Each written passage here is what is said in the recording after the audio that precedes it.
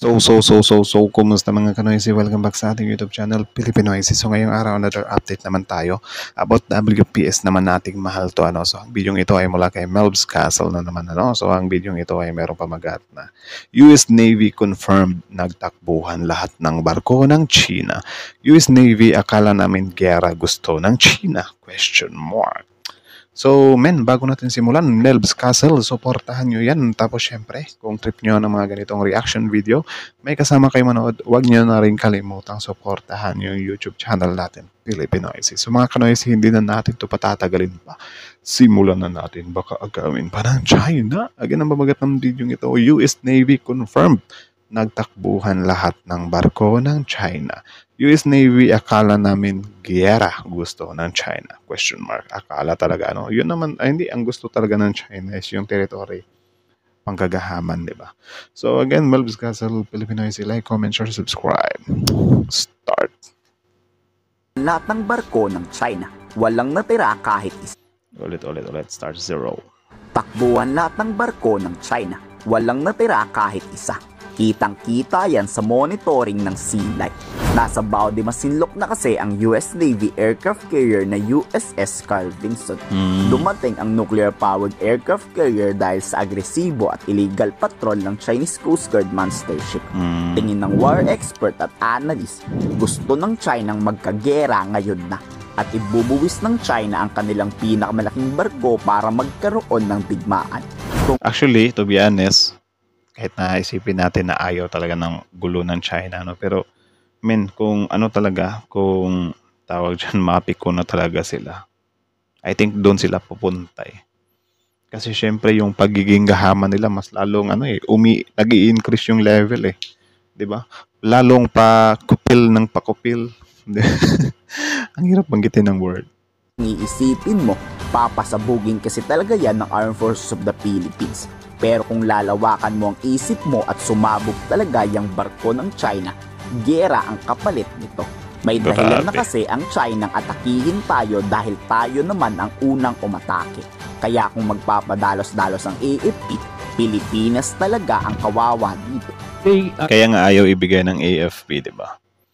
Kaya nga ayaw ibigay. Kaya yun nga, kahit na nakakalungkot man isipin na parang, kahit na wina-water cannon tayo, niraram tayo, may naputulan na ng daliris, wala pa rin tayong same response sa kanila kasi syempre, yun nga, yung gobyerno natin is iniisip din nila yung mga ganyang bagay. Able to escalate tension to the point that yung target country is willing to give up yung national interest niya just to avoid further escalation. Which is hindi gagawin ng China yan. Kasi kung gagawin nila yan, dapat from the start pa lang, dapat nung arbitral ruling pa lang, tinanggap na nila yung desisyon. So ngayon, kung hindi tatanggapin ng China yan, so ano mangyayari dyan? Diba? Gilot talaga. And that area I'm worried about sa West Philippine Sea kasi sometimes we are focused on the de-escalation, we are not looking at the big picture, which is we are incrementally losing. Pumalag naman ang PCG sa paraang hindi magkakagulo. Pumalag ang PCG na nagpapahiwatig na hindi tayo aatras sa kanila. Kung hahayaan kasi natin ang barko ng China at hindi papalagan yan, iisipin ng China pumapayag tayong masakop yang West Philippine Sea. Ending walang nagawa ang China. Lumaya sila ng kusa. Kahit yung barkong pinalit ng Chinese Coast Guard, lumayas na rin. Binuntutan kasi ng BRP Teresa Magbanwa ang pinakamalaking barko ng PCG hanggang makalayo ang China. Dito nanindigan naman ng Philippine Coast Guard na hindi matatakot sa pagbabraso ng mga Chinese. At hindi susuko ang West Philippine Sea sa kamay ng mga Chekwa. Dapat lang. Mas mabuti ng husgahan tayo ng kapwa natin Pilipino na mga pro-China naman. Or ng China na parang tuta daw tayo ng Amerika. Kaysa sa isuko natin yung teritoryo natin, di ba?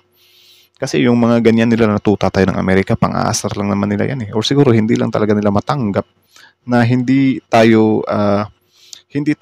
parang nag-a-agree sa opinion din nila na parang suportahan natin yung China. Ibigay natin sa China yung West Philippines. Teritoryo natin yan, men. really standing up against the Chinese unlawful presence dito sa loob ng exclusive economic zone para hindi ma-legitimize ng China na masabi nilang they have the total control of these waters. Tama. We can also say na the Chinese Coast Guard. The more kasi nahahayaan natin sila na parang, sige, sa inyo lang muna yan, babawiin din namin yan. Kasi yun nga parang iniiwasan natin na magkaroon ng gulo. Wala na. The more na tahimik na sa lugar na yan, mas mahihirapan na tayong kunin dyan. Kasi parang, atin na to. Kasi kung papabayaan naman natin sila ng mga ilang years or whatsoever, ano naman ang reasoning nila if ever, halimbawa ganyan, ang gusto kasi ng kababayan natin, dapat sana kaya na natin yung China bago natin bawiin yan. Paano yun? What if it takes 10 years bago natin matumbasan ang lakas ng China? So, doon pa lang natin babawiin. So, ano nang sasabihin ng China if dumating na yung araw na yun? Oh, hindi nyo teritoryo to. Kasi kung teritoryo nyo, dapat 10 years ago, nasa sa inyo na to. Bakit wala kayong ginawa? O, diba? So, mas lalong wala. Zero. Wants to break the confidence of the Filipino Coast Guard together with the Bureau of Fisheries and Aquatic Resources have been actively supporting ang ating mga mangisda, mas tumaas ang bilang ng mga mangisda. So, we can see this as a way for the Chinese Coast Guard to discourage the Filipino fishermen. Nagsimula ang pagpasok ng China monster ship dahil sa mga Pilipino fishermen. Matapos kasing iatras ng China ang kanilang mga barko kapalit ng pag-atras daw ng missile system ng Amerika. Tiba-tiba na ang mga mangisdang Pinoy.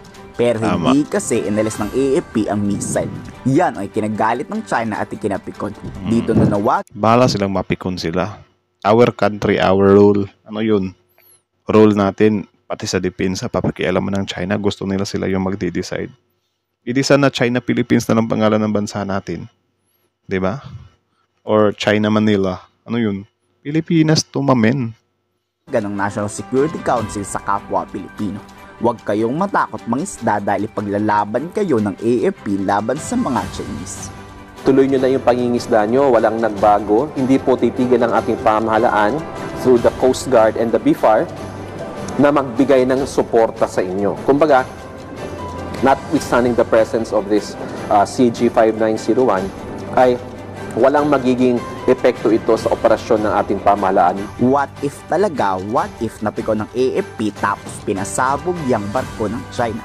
Handa ba kayong lumaban pag nagkapikunan at nagkabombahan? Komento sa baba ng salo.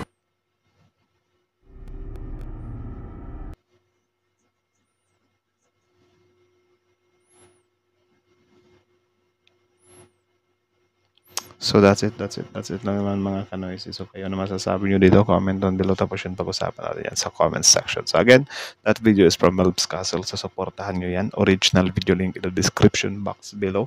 Tapos syempre, bago nyo iwan yung YouTube channel natin Pilipinoise, don't forget to like, comment, share, subscribe. So kita nyo naman yun, men. Malinaw pa sa klaro, di ba? Na parang, thinking na parang papabayaan natin yung China dyan. Kasi yun nga parang sinasabi ng mga Filipino pro-China na hindi natin kaya sila kapag magkaroon ng war or whatsoever. 'Di ba? So hindi pa daw natin kaya, bakit ba natin haharapin yung China?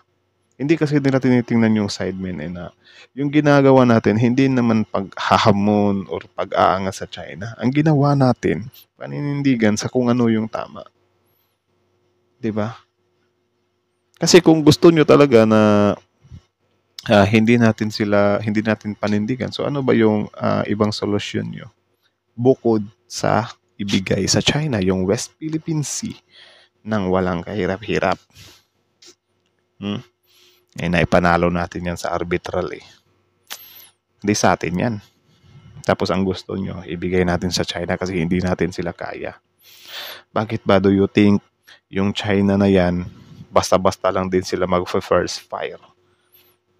Dahil hindi nila nagustuhan. May basis tayo eh.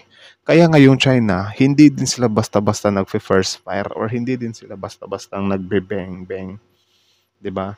Nang chuchugi ng Filipino kasi aware din sila na may mga grounds din yung mga pinaglalaban natin. Kasi minsan na din natin dinala yan sa 'di ba? Sa arbitral. At tayo yung ginawaran. 'Di ba? Tayo yung pinanigan. Tapos ngayon pa natin iso-surrender. Kung isurrender natin yan, wala na. There's no turning back. Kung sasabihin naman ng iba na parang saka na natin balikan yung China kapag kaya na natin or makalibel na tayo sa kanila sa usaping pandigma, men, that's too late. 'Di ba? Sobrang late na niyan. Kaya nga dati, yung sa Sabah, yung sa Malaysia na parang, yung story doon na parang, pinarentahan ba yun or whatsoever. Tapos ngayon ayaw ng isauli ng Malaysia, 'di ba? Kasi parang yung Pilipinas din that time, parang sobrang kampante lang din na isasauli sa atin or sa atin talaga yan, na walang ginagawa. E di anong nangyayari ngayon? Yung Malaysia sobrang tapang na din. 'Di ba? Kasi sila inaangkin na din nila na sa kanila yung Sabah. 'Di ba? Parang ganyan lang din yan. Anong gusto nyo? Yung West Philippine Sea nga, buti pa nga. Nasa 200 nautical mile pa talaga natin. 'Di ba? May argument pa talaga tayo.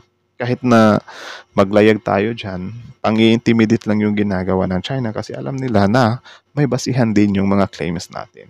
Kasi lahat naman ng mga bansa dito, meron tayong tinatawag na karagatang pag-aari natin. 'Di ba? Which is alam din niya ng China. It's just siguro umiral yung kademonyuhan ng kanilang kamay, gumalaw. 'Di ba?